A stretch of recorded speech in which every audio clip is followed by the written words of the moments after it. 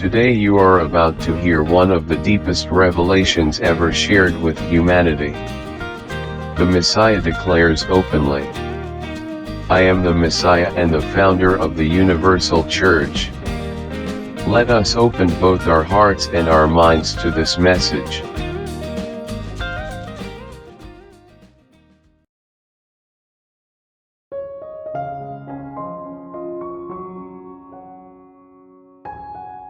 My brothers and sisters, I am the Messiah and the founder of the universal church. I have returned to repeat everything I once proclaimed, placing the seal of divine greatness upon human words.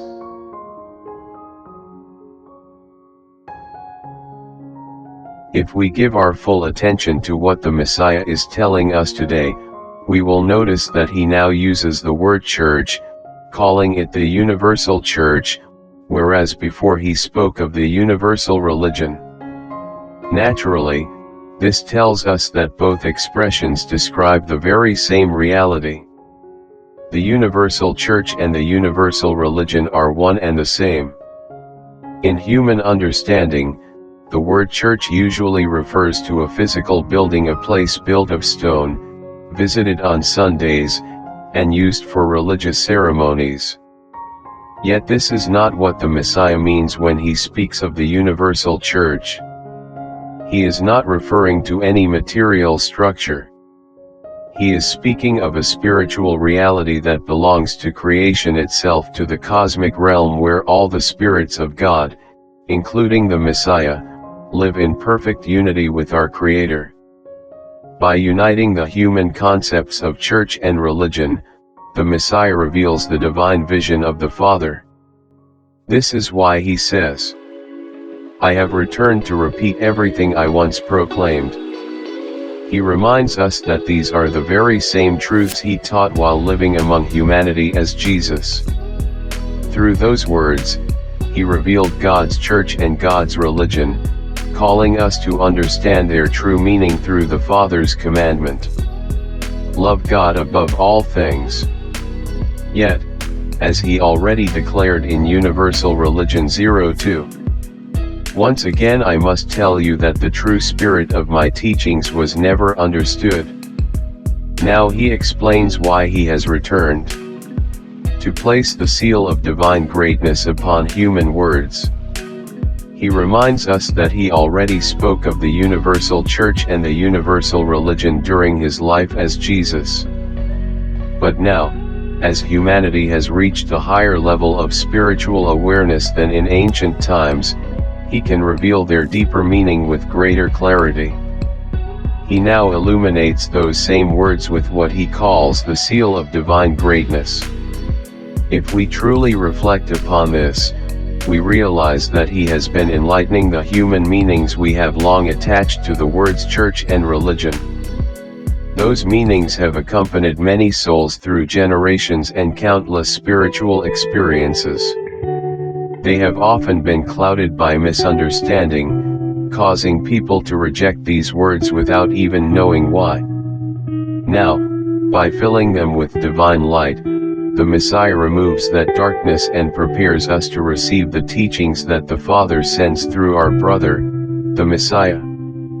Now let us carefully consider this profound revelation. When he declares, "I am the Messiah," he is openly revealing his identity. He is saying that he is the one who was sent and long awaited by the people of Judea more than 20 centuries ago. At that time, he did not publicly identify himself as the Messiah.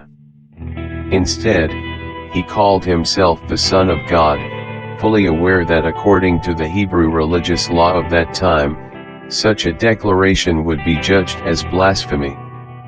In Universal Religion 08, he also told us, "We are all equal, for we all come from the same divine source." Today we understand that his sacrifice established a law of love that blesses every conscience by revealing that we, too, are children of God. He demonstrated this truth through his own example, even though the religious authorities of his time condemned him because his words challenged their understanding of the unity of God.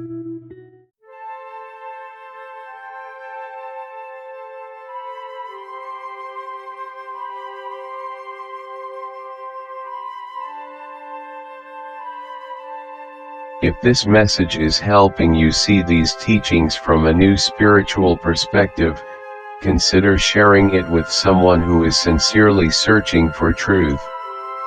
Every shared message becomes another opportunity for light to reach a seeking heart.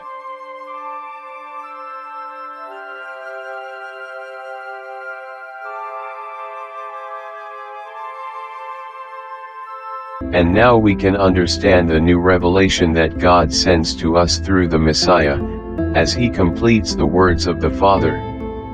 I am the Messiah and the founder of the universal church.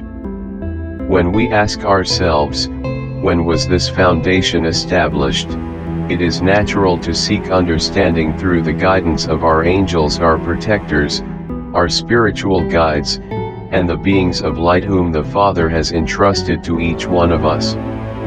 As we love the Father in the unity of brotherly love, we begin to understand and feel that, countless ages ago, long before the time of Moses the Creator, the Father of absolute love, presented a divine purpose to the cosmic brotherhood of evolved beings, to the messianic beings. He revealed that there was a planet within a solar system whose humanity had become trapped in conquest, revenge, violence, and contempt for life. Its spiritual darkness had grown so deep that, without the help of the cosmic brotherhood, its people would eventually lose their way. By the eternal law of cause and effect, humanity would remain caught in an endless cycle, repeating hatred, revenge, conquest, conflict, and suffering from one generation to another, sinking ever deeper into spiritual darkness. It was this Messiah, the one we came to know on earth in the human person of Jesus, who, through his own spiritual freedom, chose to come together with his fellow messianic beings to help this suffering humanity.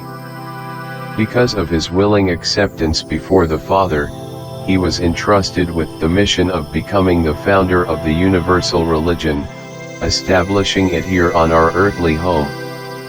Its foundation is simple and eternal: to love God above all things.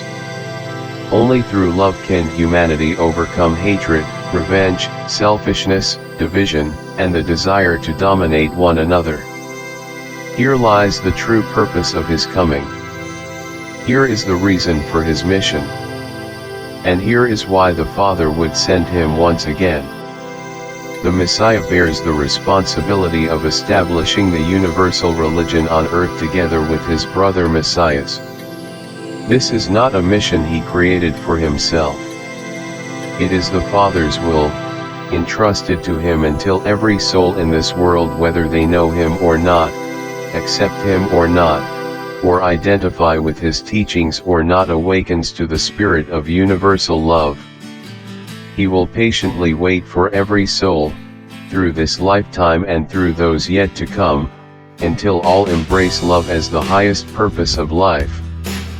It is the Messiah's deepest desire that the billions of people who dwell upon the earth may glorify God through the way they live. God's absolute love fully respects the sacred law of each soul's freedom.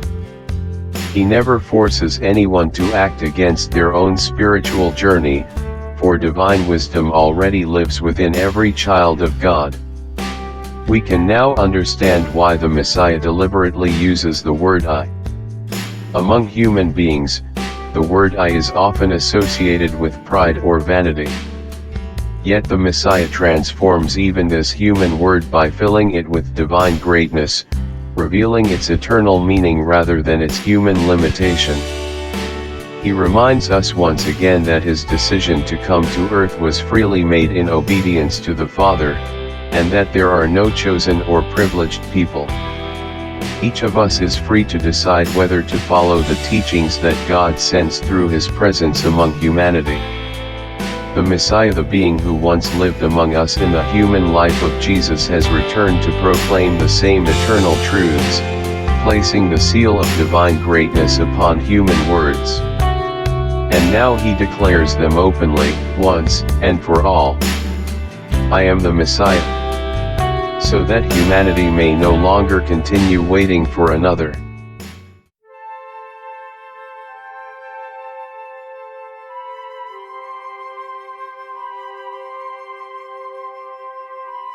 The Messiah reminds us that the universal church is not a building. It is the eternal communion of souls united in the love of God. May the Father's light guide every step of your spiritual journey. Thank you for walking this path with us.